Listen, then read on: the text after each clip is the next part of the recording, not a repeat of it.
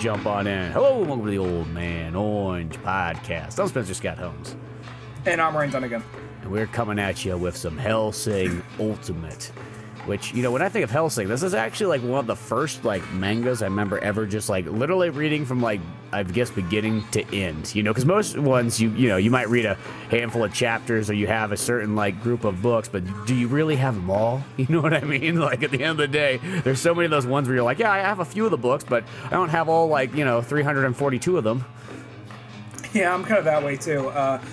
Like I have a couple miscellaneous Full Metal Alchemist mangas and the Neon Genesis Evangelion mangas. I got those from 1 to 6, and just a couple random books here and there. And I'm not going to count Scott Pilgrim or anything, because that's not really a manga. Yeah, I wouldn't call that a manga. That's just in between comic. It's like something between worlds. It's a regular comic book, but it has manga elements in it. Dun dun dun. Between Japan and Canada, somewhere between there. Yeah. Hellsing is the first manga I ever finished, and what ultimately got me into it was there was the anime, and there's the original anime, which at the time I guess only the first two first two mangas were out or so. I think so. Maybe the others were out. Yeah, there was a little bit of you could tell there's some things early on in that they like added this character in there. They added some characters in there to fluff it out. They expanded on certain things, which I got. It might as well be slightly different to give you a reason to watch it. But then like after the whole Valentine Brothers arc, from there on in, the thing changes drastically. So I'm going to say it's not as good as Hellsing Ultimate, but it's still the original Hellsing anime is still worth reading, where Hellsing Ultimate is the one where we're trying to make it as accurate as possible to the manga, but there are things I know they actually change. Like, the majority of it, it's probably like 90% there, but some things they alter and change here and there. Yeah, and, it's not saying, the original show, because that's the one I remember watching, too, because that was like, it came on Adult Swim back in the day and everything. And I think that's that kind where, like, if you just kind of take it for what it is, it's kind of like the Full Metal Alchemist, like the original version, too. And that's just a common anime thing, I think. It's just like, they got a couple books out, and they're like, you know what? This guy's going too slow. You know what I mean? We got an idea how this can go, right? Yeah. We'll figure it out. I guess that's the thing that's funny about it, just because there are the ones where they just like Dragon Ball, like no, we're not going to surpass Akira. We're gonna do whatever Akira says. Make Bulma fight a giant crab for a little while. Make Frieza charge up for 5 episodes straight. We're not going to overlap them. Where this, even Full Metal, because that got about halfway, I think, and then it did its own thing.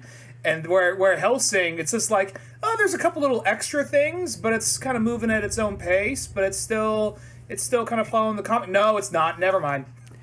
Well, and I'll say this, though. It's like one of those ones like Akira Toriyama, like, I think he's putting out chapters faster than, like, anybody could even put animated segments out, even a whole team of them, because he's just, like, a maniac, like, when you hear his, like, workload. Like, 15 pages a week? Jesus Christ. Which I remember, like, when we had the Hellsing mangas and everything, and you'd read in the back, you get the little special features back there, and I want to say the guy's name is Kota Hirano. That guy on his, he'd have his kind of like behind the scenes stuff. And I remember he would say, he was almost more like the realistic one. He's like, yeah, it takes me about a year to do a whole book or something like that, which I'm like, oh, okay, that's a very reasonable time. You know what I mean? He's like, yeah, between that, watching anime, playing video games, just kind of hanging out, jerking off, whatever.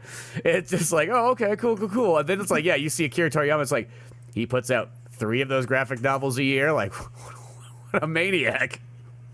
Well, Akira Toriyama, it's funny about him because it's like what brought Dragon Ball back to a certain extent, because I think I think that is also still technically based on a manga. Does the Super have a manga coming along with a parallel, or are they working together or something to that? I think Dragon Ball Super has a manga out, right? No, it does. It's definitely got, just as many like books out there as there is episodes, in a sense. And I wonder if I don't know, because I haven't got that far in both of them, like, in a sense. So it's like, I don't know if they are like identical or if it's just like one of those ones that's like, is Akira just like one book ahead of like the show coming out or something? I don't know.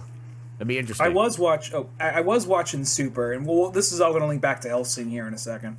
But I was watching Super, Dragon Ball Super, And I took a break from it. I'm going to come back to it. I was enjoying it. It was a good show, and it was now, since they don't have to wait for the arcs to catch up or anything, they can just go and make they could just do a straightforward story, and you don't have characters charging up for 5 episodes straight, But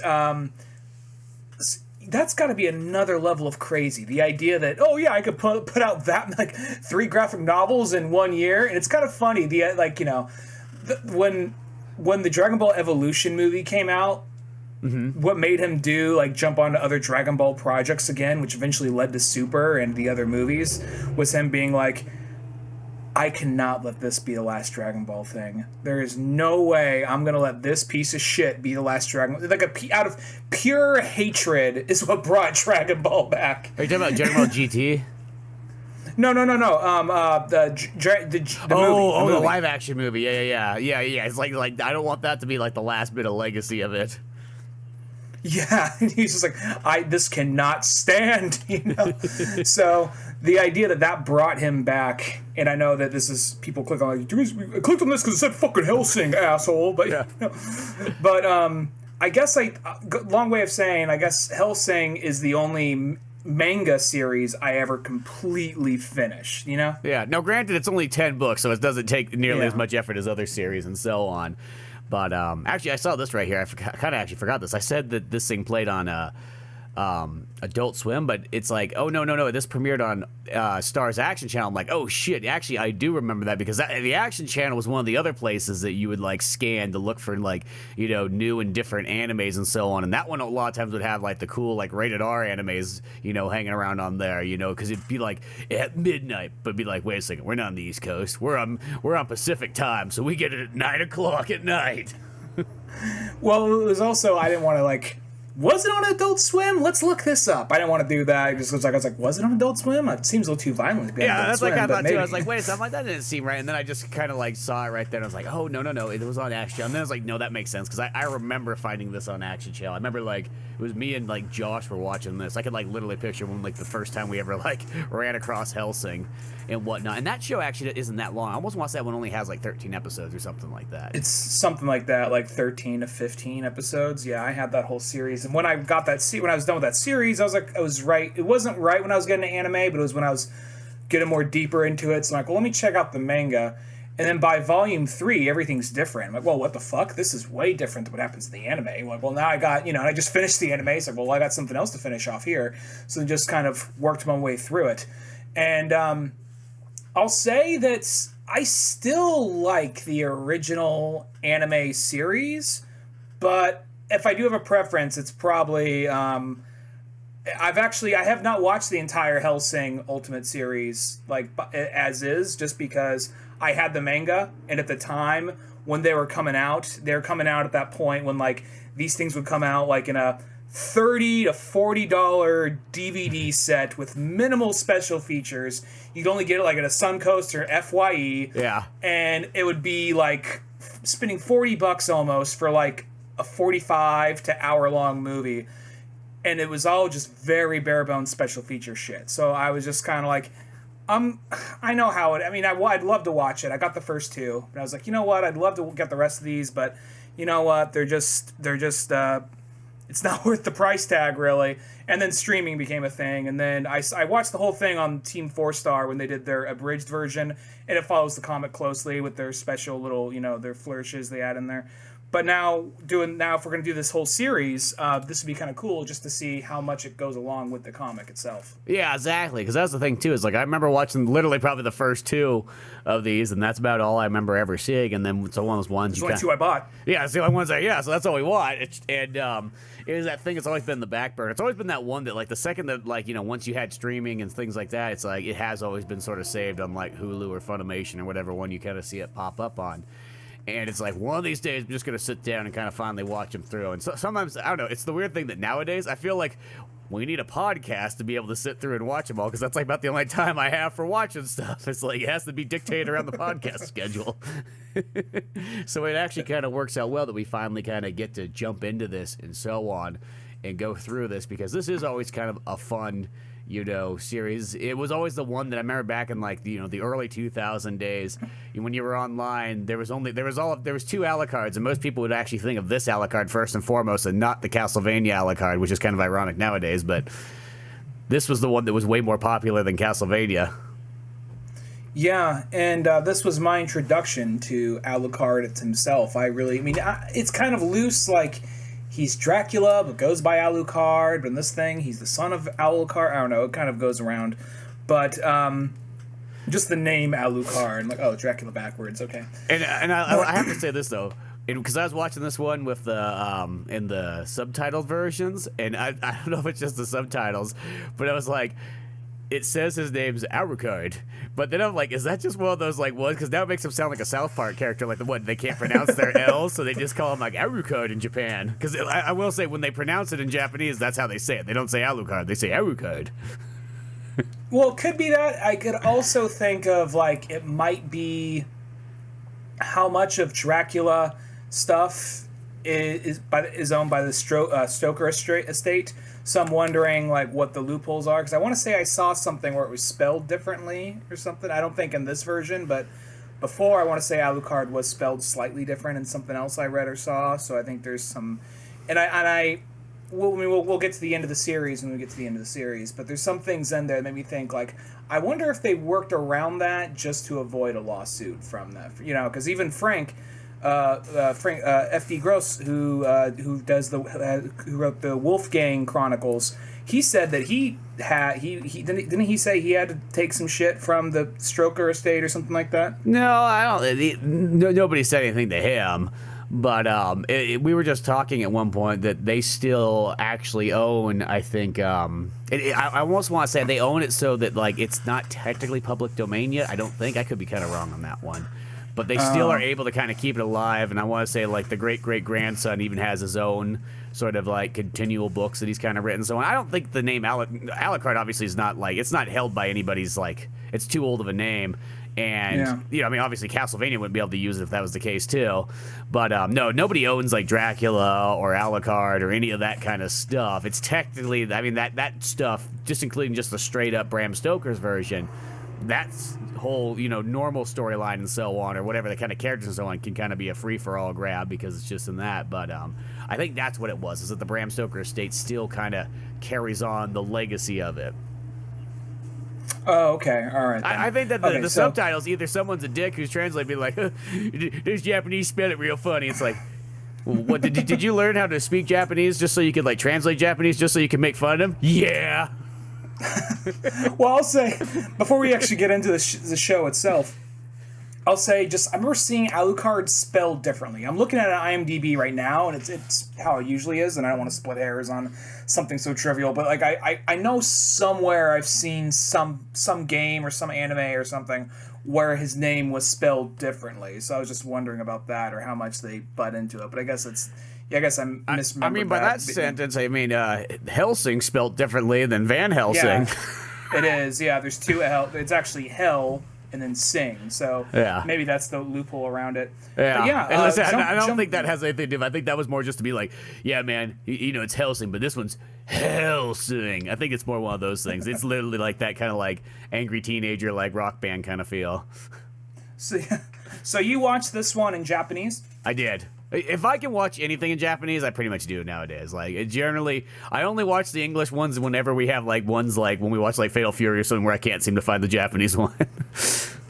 I actually watched this one. I've seen it in Japanese a few times, but I primarily watched this one in English, I guess just because when I first watched the original Hellsing, Crispin Freeman is the voice I always hear for Alucard. Uh-huh. And without him, it just doesn't sound... I mean, the Japanese dude does a good job, too. But that's just the voice I hear whenever I hear Alucard speaking. And then on top of that, they're all British, so I'm like, technically they're really speaking English right here, more than likely, in like, the context of the series. So I'm like, all right. Well, I mean, I think this is where, something like a samurai thing, I usually feel more like, okay, maybe I'll I'll be watching in Japanese here. Not that it really matters too much, but yeah, I think this is one where the English cast does a pretty good job, though. Yeah, no, I remember it being actually a good one and so on. It's just mostly nowadays it's just like I just kind of straight go to like for some reason just like, oh, Japanese, there we go. I mean, even like Amazon will tell me like I'll watch like an American movie or something like that, be like, oh, we're sorry, we didn't have the Japanese track available for you. Just like please don't leave. Yeah. Yeah, it's like yeah, this movie's yeah, it's fine being in English, you know.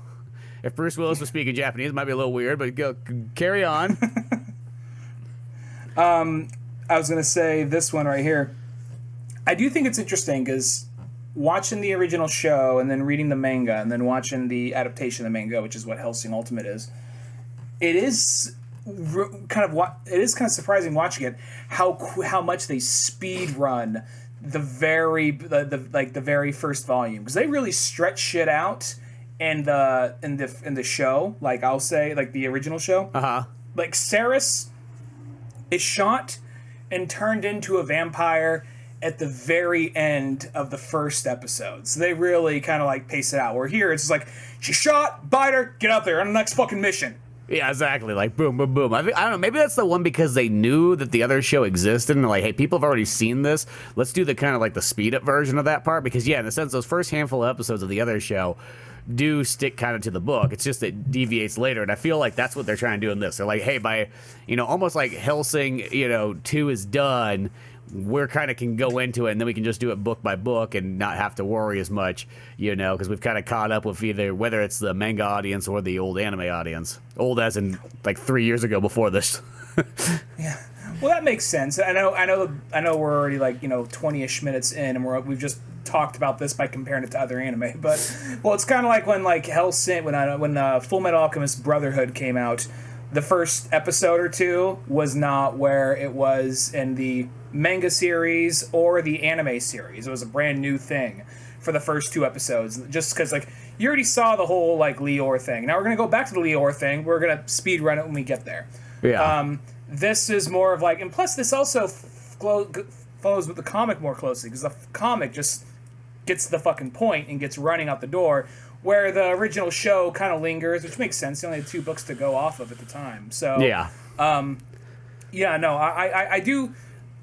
don't mind the pacing of the original show for that, but at the same time, I really do appreciate the level of gore and the level of like artistry that goes into all the character design, all the animation in this.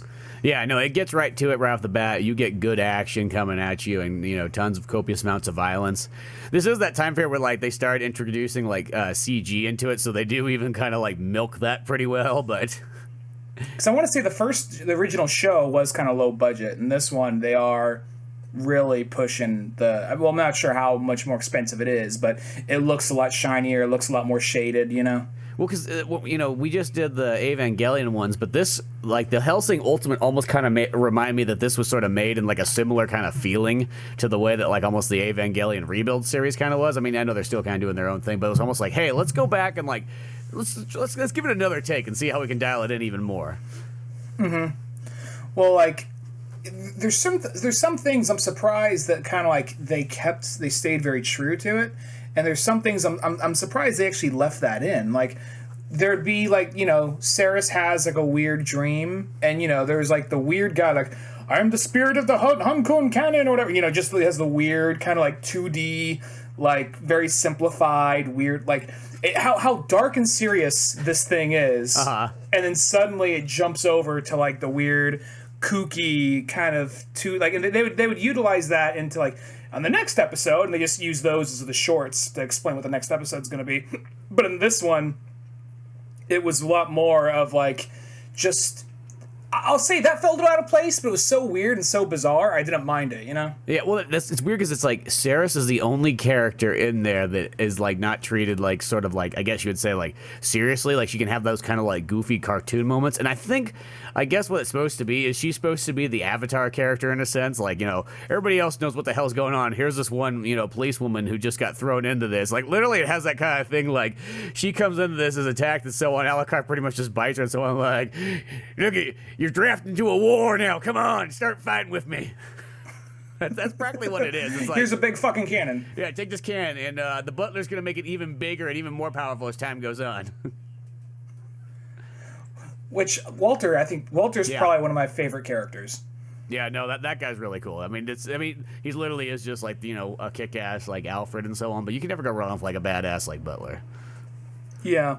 Well, plus because he's quiet and standing on the sidelines. He's going to probably do, being an anime, he's probably going to do something at some point. Uh-huh. But then when he actually does do it, and the way how he basically just has the wires go everywhere, it could like cut people from limb to limb everywhere, Yep. And then the first OVA is like, it's only 45 minutes or 50 minutes, something like that. And it just does speed run. It just kind of like, all right, it is.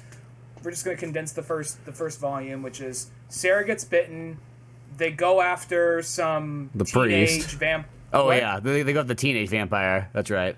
Which back in the original miniseries, that was its own episode itself. And she's like, but she's a girl. She's a vampire. Shoot her. So, and then yeah,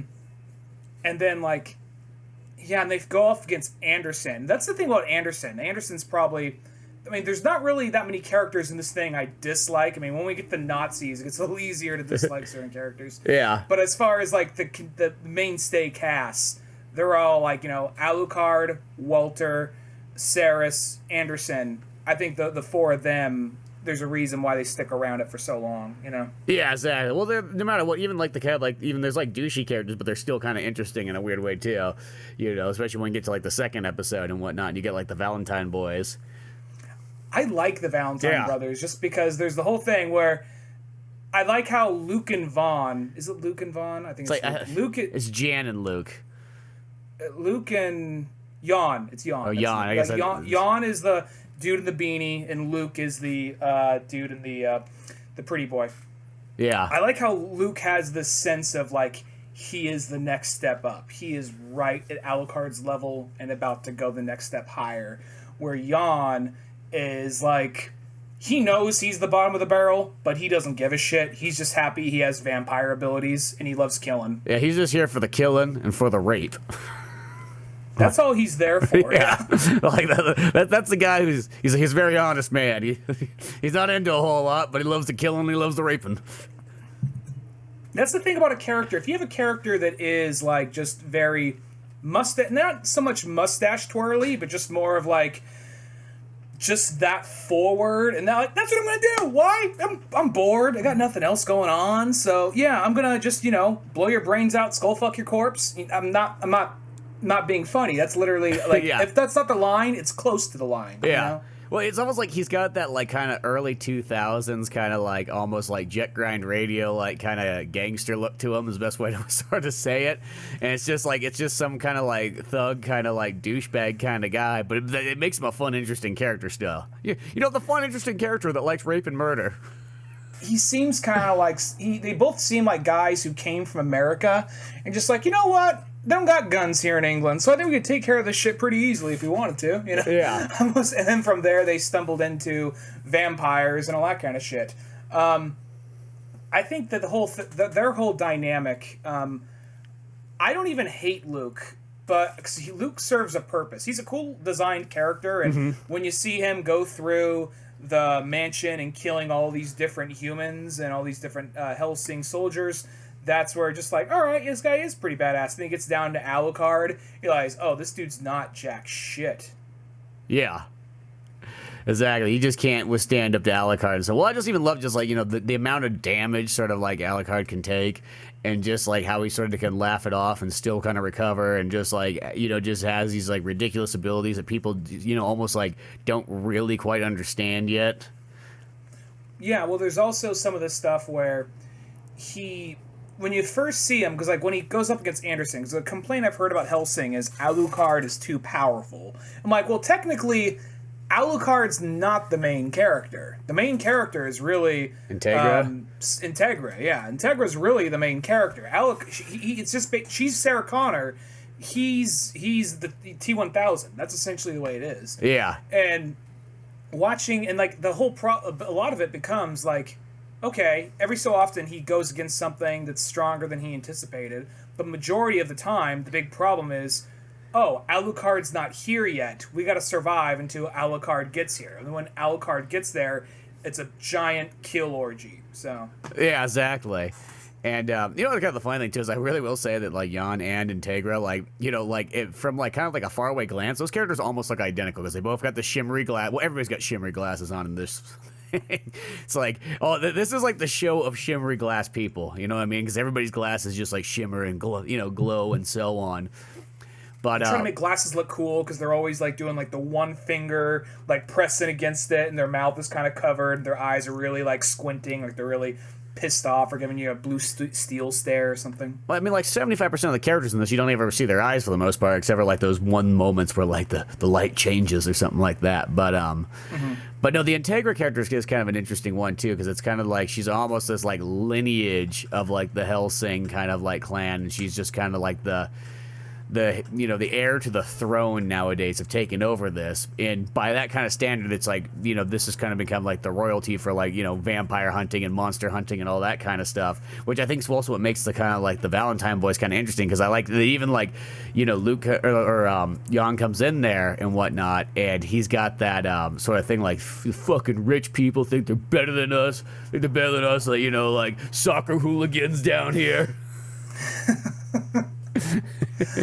Well, even the whole thing with, because like that's the thing when you have a character that's coming in with legacy or lineage, a lot of times like what makes you so fucking special. Yeah. But a character like Integra though, they go out of their way to make you really respect her and to make her be this badass, and you don't like, because every so often, because you know you read her full name out, Sir Integra Fairbooks Wingates Hellsing. Yeah. That sounds like the poshiest, most pinky out name you could possibly have. But the thing about her is she's a badass, she can hold her own, and she doesn't take any shit, and she can command a room. And she's only supposed to be, I think, like 21 or 22. So it's this thing like at a young age, she had to grow up quickly, and she had to learn how to kill, she had to learn how to command a room and take charge at a very young age, especially with like this thing like most people will be like vampires, like yeah, fucking vampires, get with the fucking program. Like, okay, vampire, oh shit, vampires, yeah, I was fucking telling you, fucking vampires. Yeah, well, and I always say, like, in Japanese kind of storytelling, their characters, they always love to make their characters, like, way younger. Like, I always feel like you almost have to age them up, like, in just, like, kind of, like, American terms. You know what I mean? Because, like, if she's, like, a, you know, yeah, like a young 20-year-old, you'd be like, well, realistically, if this is America, she'd be, like, you know, middle-aged 40-year-old. I feel like that's where it sort of would be. It's kind of the same way that sometimes they'll have in certain things. Will be like, hey, this young 13-year-old kid in this anime, it's like, let's be honest, the way that he's drawn and everything like that, he's drawn like he's a 17-year-old or like a 19-year-old. You know what I mean? Yeah, and the whole thing is, when I first read the series or watched the anime, I assumed she was probably somewhere in her late 20s or early 30s. But then reading along it, I was like, oh, wait, she is like only like 20 or 21, something like that, which I think that in the idea of like, okay, well, if it's in England and lineage is a big thing there, then I guess maybe that would maybe pass down the line or something to that effect. But the idea that kind of like, I do like the idea that with the whole, this doesn't strictly stick to these two volumes, but the idea that there is like this rivalry, like the Vatican and the Hellsing organization should get along just fine because they agree on killing vampires. They just don't agree on how to kill vampires. Yeah, exactly, and that's almost like the interesting thing, kind of the dynamic there and so on. It's sort of like the separation, I guess, of each thing. It's almost like if you compare it to like having like the Van Helsing movie and so on like that. It's like almost when was the split coming around, you know, around and so on. I almost want to say, if I remember correctly, doesn't that split sort of happen in World War II? Isn't that like where that all kind of goes? Because I know that's where we go in it, but isn't that where like those two kind of split up or something like that? I had spoilers ahead for no one's ever read the manga or seen the anime, but I think that I think some of the characters from Millennium come in, and they were taken under by the Vatican, and then from there, I don't remember how it all. I don't remember all the hows and whats. But I remember they kind of took them under their wing for a minute, like, oh, it's okay, just stop all the Jew killing. I mean, we don't like them, but just stop it because it makes us look bad too.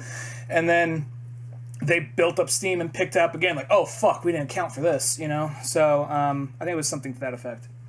Yeah, exactly, kind of that stuff or so on. It's been over like 10 plus years since I remember last, you know, reading it. So it's like these things are all kind of just like sort of faded glimpses of like what it kind of was. But I think the big thing is they really don't like that they align themselves with Alucard. I think that's the big thing because they got the King Vampire as their like head honcho of the whole organization. Which really, if you think about it, aside from Walter, who maybe he has black magic, I don't know, and aside from when he comes in, I forgot his name, Vendetti or the French mercenary guy. Oh yeah.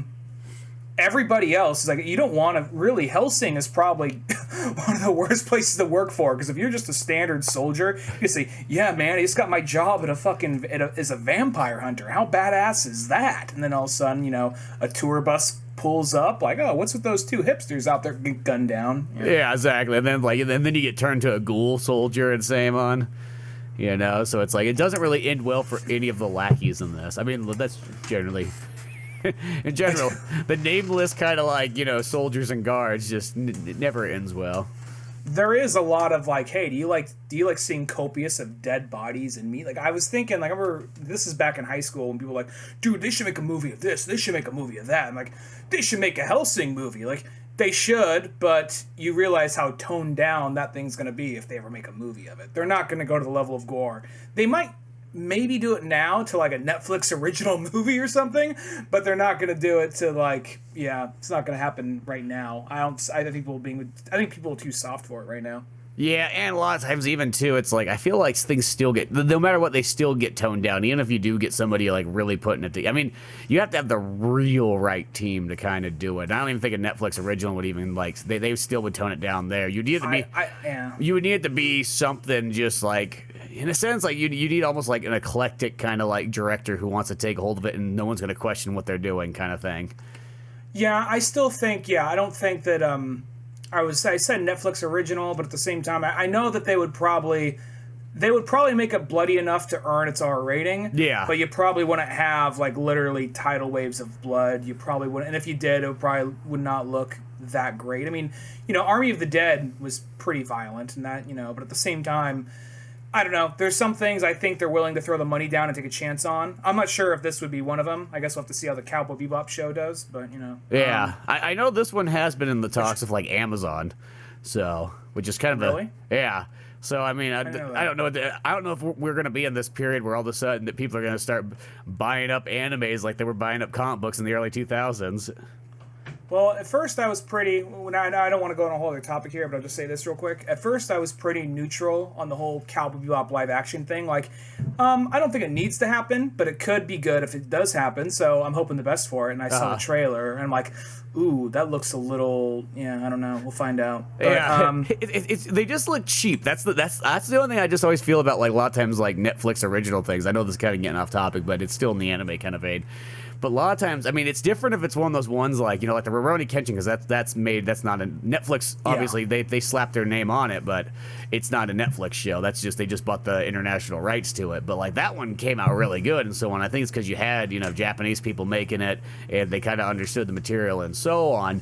But sometimes some of these ones, I feel like people, it's like I don't know. It's just they get the low budget TV treatment because that like at the end of the day, when it comes to Netflix, it still is kind of straight to video. It's not like in a sense theatrical. I mean, you might have some bigger stars than normal and so on like that, but they still always have that like straight to video kind of feel. And that's not saying that there can't be good movies in that process, but you know what I mean.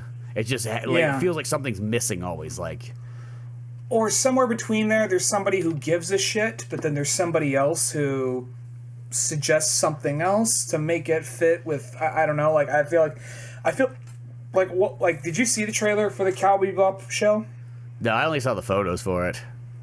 Well, they have the. Well, I guess they have the opening, and in there, they got the music, and you see all these like references to characters that are just like, oh, those are the eco-terrorists from that one episode. Oh, that's the guy who's carrying a coffin around with him on his back. Oh, that's the bad guy from the first one with the bloody eye thing. Okay, so they're throwing these references in there, which you get, but at the same time, it has this weird, like, overly saturated kind of like Speed Racer movie look to it. Yeah. And like the thing about Bebop is it's supposed to be very toned down and very like Oh, so you took the one anime that wasn't trying to be super anime-ish and decided to make it really anime-ish? Okay. Well, I mean, that's literally the Speed Racer problem, is because Speed Racer's pretty toned down, and then they took and they're like, let's make it wacky and like make it like it's a Hot Wheels racetrack, and it's like, it's like, did you not see Speed Racer? I mean, I know it's Wachowski's, but it's like, Speed Racer is literally like, in a sense, like a regular race. It's like Gone in 60 Seconds if you threw in some 007 gadgets and, you know, and then maybe a little bit over the top characters, but nothing's weird and wacky about it, though. It's still pretty, I mean,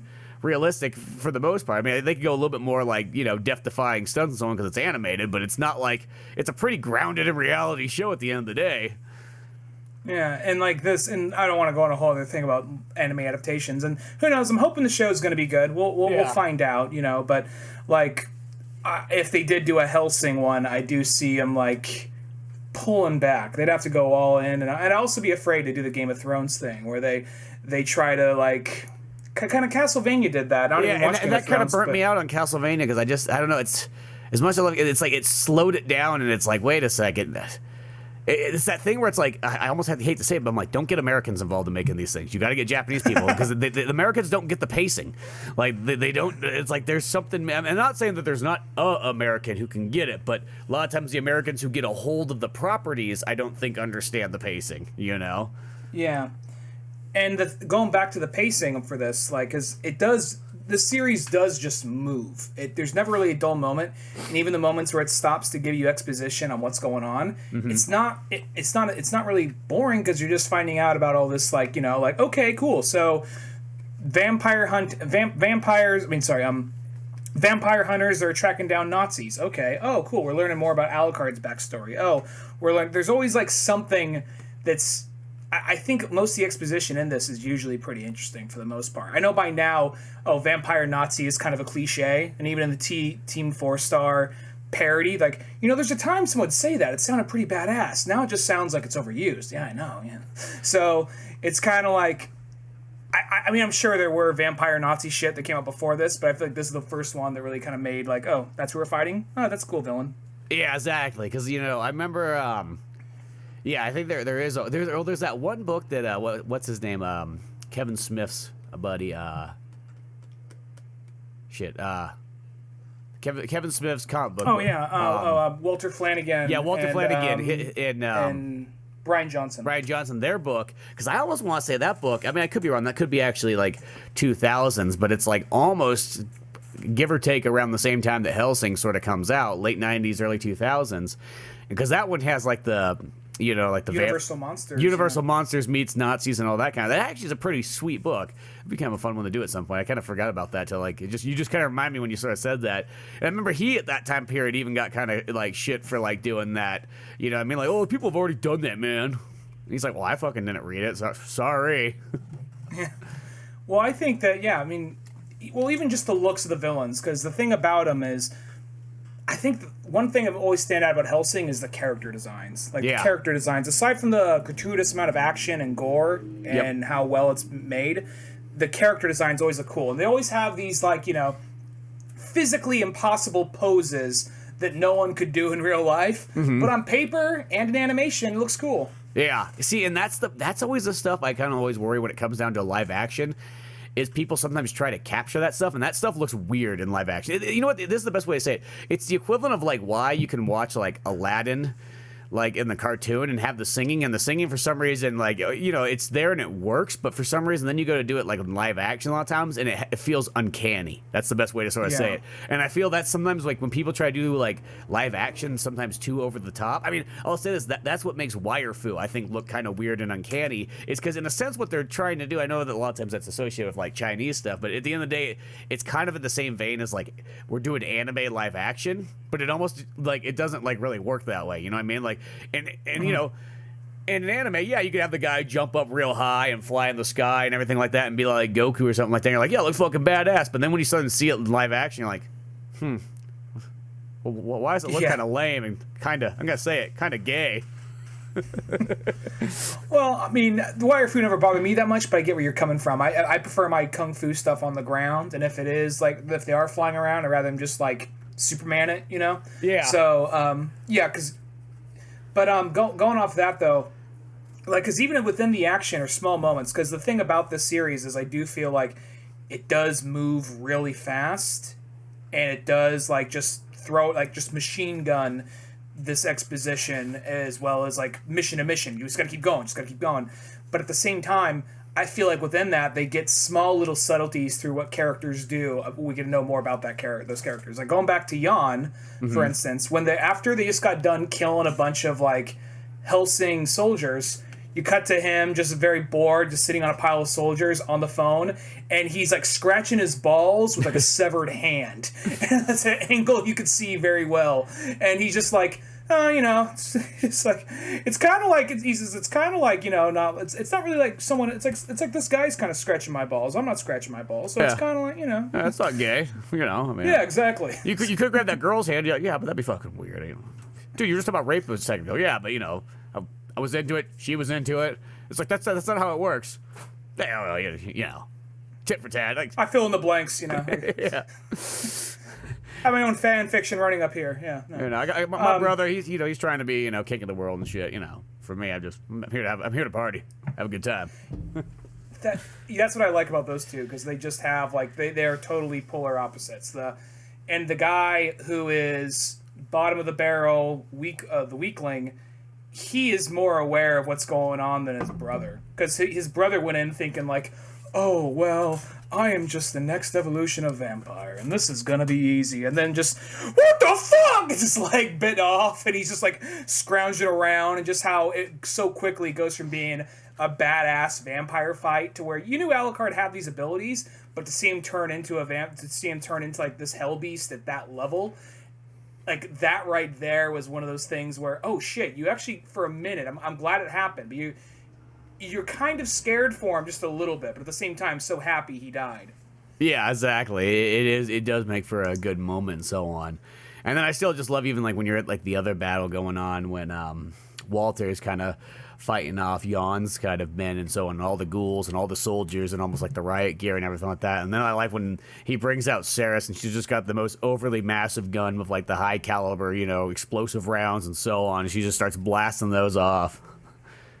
He's just like, what the fuck is that? Like, there's always those few things that kind of catch him off guard when it happens. Mm-hmm. Like, when he bumps in there, he's like, first off, he's like, this is fun. Okay, we're just killing. Oh, this old guy's knocking some of us back. Not a big deal. And then all of a sudden, Saris comes in, does her thing. He's like thrown off for a second, then it's back to work. And then, even to the point where he's, like, burning and on fire, he flips the bird. And like, well, you know what? They're killing me, so I'll give you guys a little piece so you can go kill them. Millennium! And, like, his finger, the one thing to survive, like, his whole body burning is his hand flipping the bird. Yeah, exactly, and that's even, like, the part, too, where, because then there's that moment where, like, Saris goes, like, full vampire, and she almost becomes, like, a wild beast, and everyone's like, shit, we got her under control? Where the fuck is, Alucard when we always need him? It's like, he brings a fucking new fucking pet home, and next thing you know, she's fucking tearing up the whole, like, hallway. Next thing, she'll be pissing on the fucking couch. I fucking know it. Because he just goes like pure primal and just like starts murdering people. Because that's the one thing I will say, that second episode is more like a great like action fest of just like great badass scenes and so on. I mean, I'll say that's kind of like Hellsing in general. I mean, it's got like a very neat story, but I think it is that thing that's almost held together more by how cool the characters look and how like badass like the battles are and everything. That too, yeah. Because the first volume of the manga as well as the OVA. Mm-hmm. It is, like, very, like, I know I've said this a million times by now, but it is, like, let's get to the point. Where the second one takes time to breathe. At the same time, though, it's just a big, bloody action scene. And I think that right there... I mean, is this the... I might be mixing it up, but is this the same one where after they get into the big shootout, they go and meet with the member from the Vatican, or is that the third volume? I think the third, where they meet with a member of the Vatican, they have a sit down, and like Alucard and Anderson are about to have a big fight in the middle of like a museum, and then Saris kind of stops it by like leading a tour and like, hey guys, not here, I want to say that's in the third one, because I don't remember that like just in the recent watch of that and so on. But I'm not gonna lie, because this one literally it's right after like the big fat action battle scene of like both Alucard, Saris, Walter, and so on with the Valentine brothers, it literally just kind of cuts back into like Integra and all her men are like, oh, that was fucking scary. I mean, they have that cool scene though where like Integra and all the men like and Jan finally bust in and then they just all pull out guns and just unload on him. He's like, oh, that's not fair. Just unloads. Or he's like, or no, he just runs. He's like, oh, fuck me. Just unloads. And he's not even mad. He's like, yeah, I should have seen this coming. Yeah, exactly. You know, it's one of those things. You know, I'm not gonna lie. Oh, go ahead. Sorry. Oh no, I was just gonna, I was just kind of continuing there, and I just was saying that sort of leads into after he's dead and everything like that. It just kind of has that kind of final part with Integra where she's just like bringing in like, oh, by the way, the next one's gonna have Nazis. Dun dun dun. That's right. That's how it is. I'm not gonna lie. I watched I watched both of these last week. I'm like, hey, we ready to do Hellsing? We gotta go see No Time to Die. Oh fuck, that's right. So then like I had a rush to go see that. I thought we were doing this last week. It just slipped my mind. Well, I kind of did the same thing too because I started these last week too, and I almost was at the point where I was like, dude, should we just throw the third one in there just in case? And then I was like, wait a second, we might not have time for that. I wasn't too sure. Yeah. So hopefully we'll get. The plan is to get these for Halloween. That's why we're doing Hellsing. So yeah, I mean, the upside is that these are the kind that they can like revolve around Halloween. It doesn't have to be done by then, but doesn't have to. But no. it gives us a little like sort of alternative kind of like horror type story we can kind of go with. Not the norm that most people would think of when they come to like Halloween like movie watching. Yeah. I just thought that okay, well, it's in our wheelhouse. It's it's vampire shit. So but yeah. Plus, there's always a classic. I don't know. Hellsing is one of those ones. Like if I think of like maybe like those like top 10, like when I think of like like the olden days of like anime and so on, like Hellsing would probably be there at like number 10 or 9. Like it's pretty darn close to all the other big ones. It's up on my list definitely because it's even though if it's not one I put on all the time now. Like I said, I have not seen all the Hellsing Ultimates. I now have the ability to with Funimation and Hulu, so now I don't have to go spend $40 a pop per DVD to see it. Yeah. But going just strictly off the manga and then watching the Team 4-Star abridged of it, it was just like, oh yeah, this thing, and I the manga still holds up to me.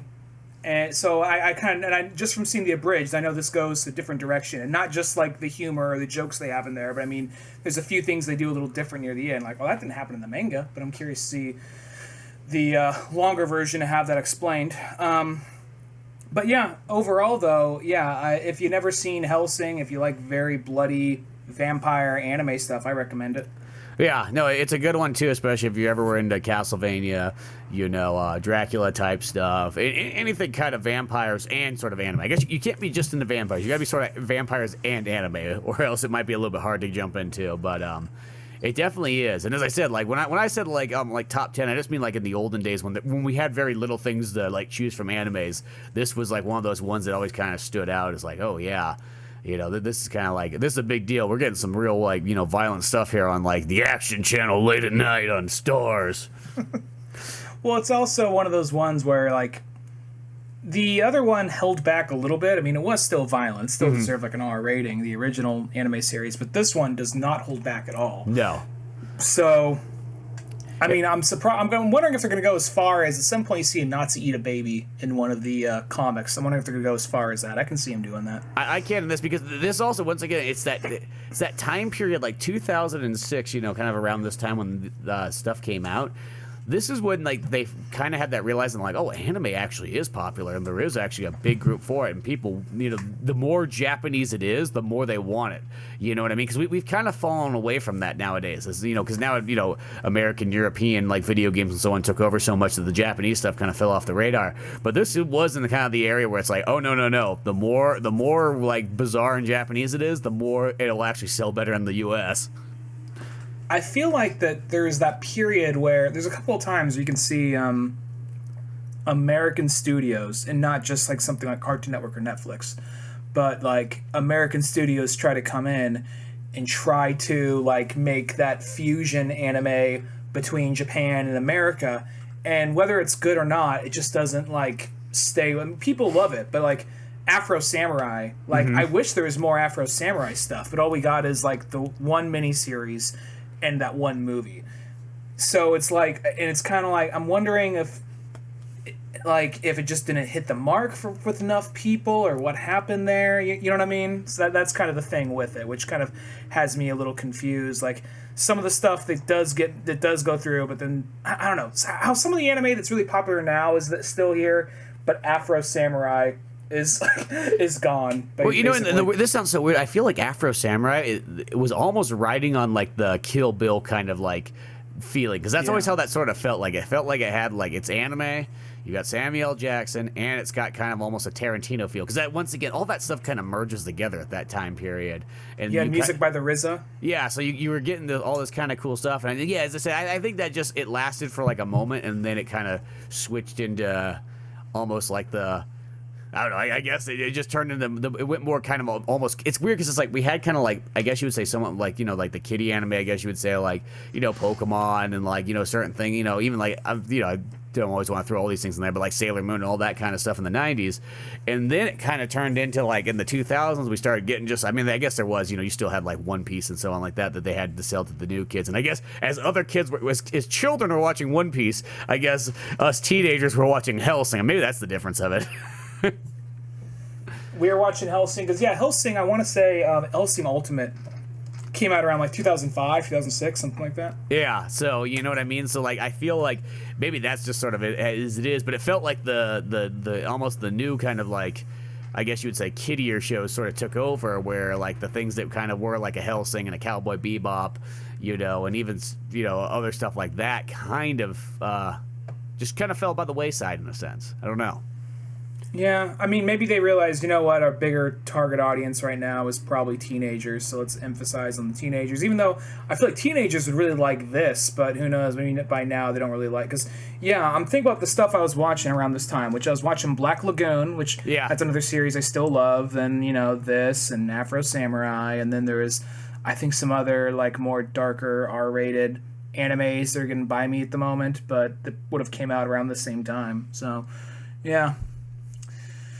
Yeah. Who knows? Maybe we'll get back to that point with anime. I'm not gonna lie. I mean, I'm behind the times in a lot of anime. Like, I'll go on Netflix, like, what's this shit? Oh, let's find out. You know, get a few episodes in. No, not for me, but you know. Well, yeah, because generally, I mean, like for the most part, I feel like I have so many older animes I can kind of watch. Like, I'm pretty much covered with that. Like, this almost to me is like almost like what I would consider one of like the few like real like almost even modern animes I'd watch, and it's not that old it's not that new by now, but like just the way it kind of looks with the CG and all like that kind of stuff in there.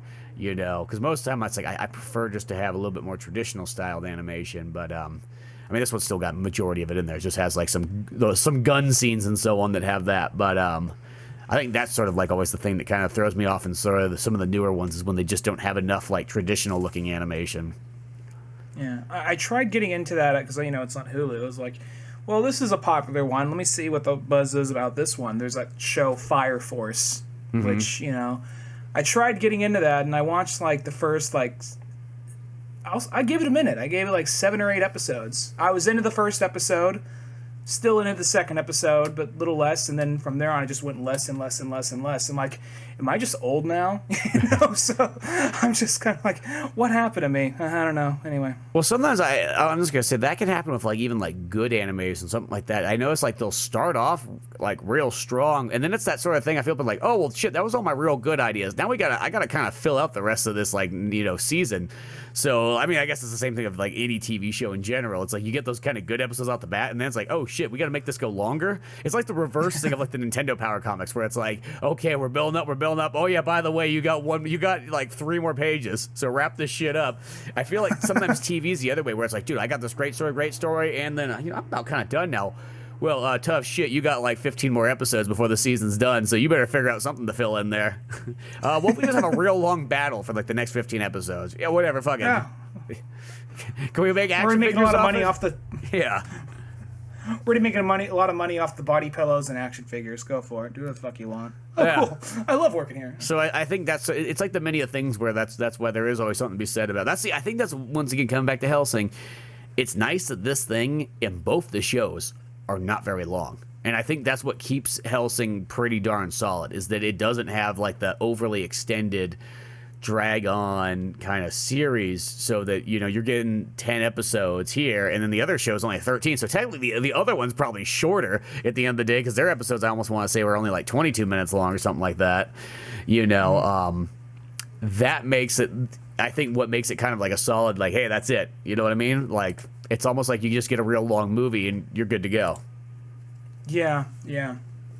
But, I mean, you know, so the plan is for us to cover more of these, and that's hopefully as it goes on, they'll. I mean, I already know it's going to a good place. I'm like, hopefully these stay good. I'm like, I fucking read the books. I know they stay good. You know, yeah, it's on autopilot right now. Yeah, it's just kind of, it's just that one part of the brain that's just like dum dum dum dum. I'm pretty much there. Yeah, I'm there. It was a long day at work. Yeah, but yeah. So we'll continue some more Hellsing fun times coming up soon. But till then, go to oldmanorange.com for more podcasts, comic books like Pizza Boys, old animations, and all that other fun stuff. I'm Spencer Scott Holmes. And I'm Ryan Dunnigan. Hey, I'll see you some other time. Later, folks.